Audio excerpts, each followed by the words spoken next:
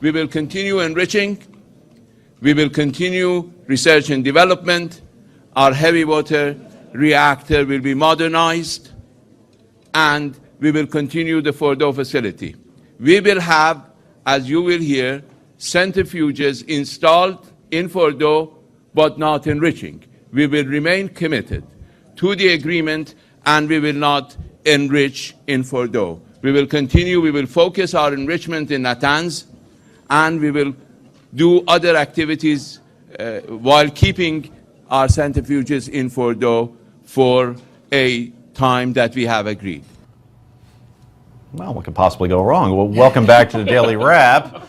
That was Iranian Foreign Minister Javad Zarif going over some of the points of today's deal with Iran. Don't know about you, but when I hear him say he will continue to enrich uranium, it's kind of important, right? That's like telling an alcoholic he can keep that Budweiser kegerator fully stocked in the kitchen. Don't worry, I'm sure you're not going to use it for anything. Okay, so what is the United States giving up exactly? At the same time, all Security Council resolutions will be terminated. All U.S. nuclear-related secondary sanctions, as well as EU sanctions, will be terminated, while the term of art for each case may be terminate implementation or cease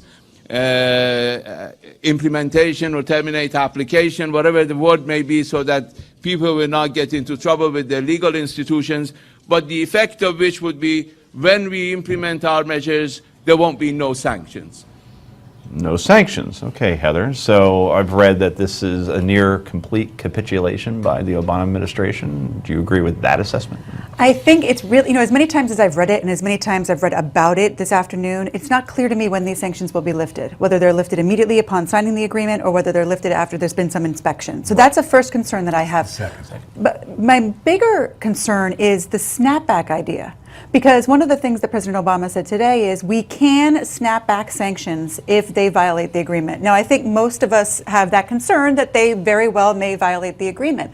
But Russia has always expressed a reluctance to snap back provisions of sanctions. They have always said that they wanted it to be subject to a vote. So now we're talking about they violate the agreement and we can't snap back sanctions for months, maybe years, while they continue to just do whatever it is that they want to do. That has not been addressed. So I think when you've got a lack of trust, you need to be sure that you have verification and consequences for violations. And I don't think that that's included in what we heard today. Brad? Yeah, I think that's the key. Remember Reagan's line, trust but verify.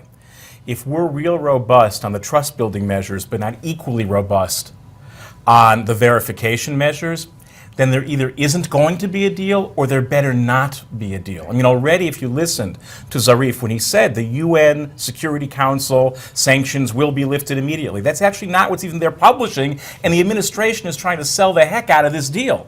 What it says is that upon compliance, the US-EU sanctions will be lifted. Lord knows how you verify compliance. We have no language on that. That is troubling. And I hope there is a deal, but there's no language on that, and does not say anything about the UN. That may actually be leverage, because when this goes to the UN, remember, there's an entire Sunni Muslim world that can't stand these guys, that doesn't trust these guys. The king of Saudi Arabia, King Salman, was busy all afternoon tweeting. I don't picture him simply tweeting himself from the palace, but maybe. So tweeting, do not trust Iran. Now, I'm not saying yes or no, but I am saying there's a lot of stuff in play.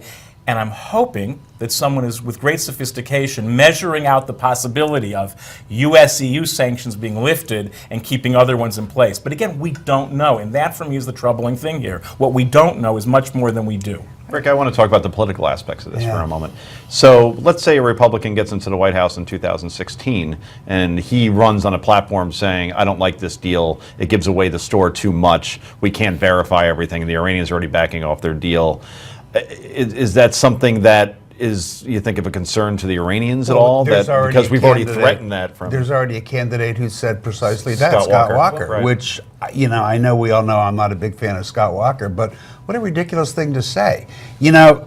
one of the problems that we're going to have here, and by the way, I'm not going to comment much on this deal because it's about an hour and a half old, and I want to hear from some experts. I'm tired of everybody adopting their negative approach or their positive approach. I'd like to be realistic in the approach, and we're not getting that. You know, I love Jonathan, but to be that negative without really knowing what's going on I don't think that's healthy for the American people.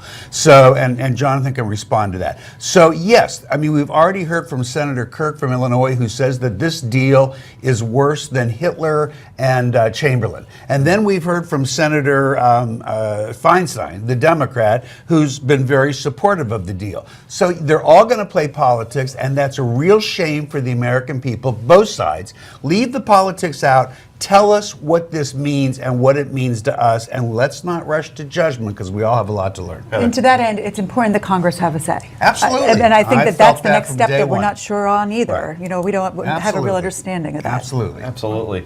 Jonathan, how hard is it going to be for our inspectors? And I don't know if this is exactly in your jurisdiction, but you know about secret military bases and underground capabilities and so on. Can we really ever truly verify that the Iranians have stopped doing what they're promising to stop doing? I don't think so, because the nature of what the way they're doing it is covert and underground, and that's been the problem all along, is that it's very difficult to monitor what they're doing because it's not, you know, as we've sanctioned them and closed them off, they've taken advantage of that and kind of gone underground, you know, quote unquote underground with their capabilities and what exactly they're doing. And I'll just say this one thing with Rick in mind. You know, what I like about Rick Unger is that you can tell him something and he'll take the politics out of it, weigh it, and see if it's correct. And I'll just say this, Rick, take this home with you. I look at things, and you know this, from an operational standpoint. Right. Politics out of this. Right. This was a bad deal from the start because these guys are bad from the get-go. They have no good intentions, How and to do we get know? close to a nuclear bomb is dangerous, if not deadly. I agree, but how do we know that they're not ready to do this? I understand you're being suspicious, and I think you're absolutely right to be suspicious. I get that 150%. They've earned your suspicion. But you know, sooner or later, it's going to occur to them that it's in their best interest too to do this. I don't know if this is the time that it's happened, and I agree with every one of you. We won't know anything until we see how verification works. But if we can't sit down with them because we mistrust and hate them, we never get anywhere. Brad, you had a quick question. Yeah, it's- John, we only have about 10 seconds. Jonathan, real quick, is the place of national pride in this, right? In other words, this is a culture that wants to be acknowledged throughout the world. Is there any way to play that with them? No. And the fact is, you're looking at a bigger group that has the same mindset as ISIS. Yep. John, thanks so much. We appreciate it. And for coming back for us as well after I kicked you out after the last segment. Anyway, we're talking Indiana next. This is the Daily Wrap, only on Newsmax.